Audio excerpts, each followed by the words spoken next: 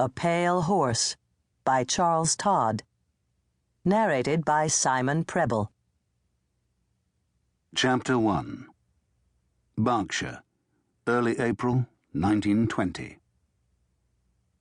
It was nearing the full moon, and the night seemed to shimmer with light.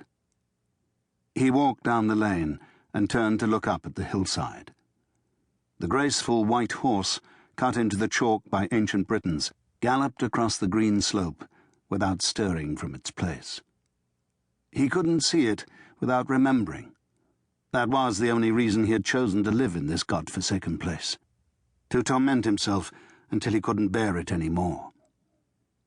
The horses had died too in that first gas attack.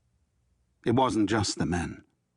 The poor beasts couldn't know what the low-lying mist wafting toward them brought in its wake.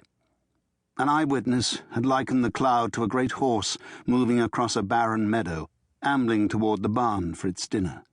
Not hurrying, not drifting, just moving steadily without apparent purpose, without apparent design, following the wind as the horse followed the scent of its stall and the fresh hay heaped in the manger.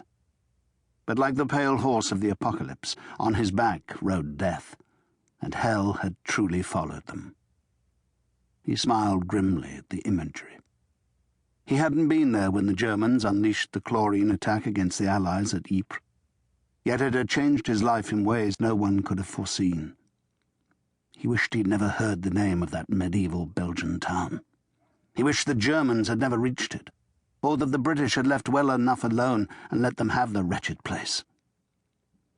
There was a silver flask of brandy in his pocket, and he felt for it, uncapped it, lifted it to his lips, then paused.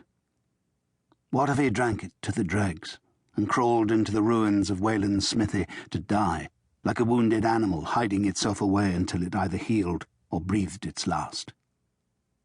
Would anyone care? A shadow was coming up the road toward him. It was Andrew Slater, the smith. It was impossible not to recognize him, even at this distance. Andrew was built like a church tower, tall and broad and solid.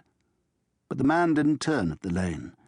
He passed by without speaking, as if sleepwalking, moving on toward the smithy, like to like.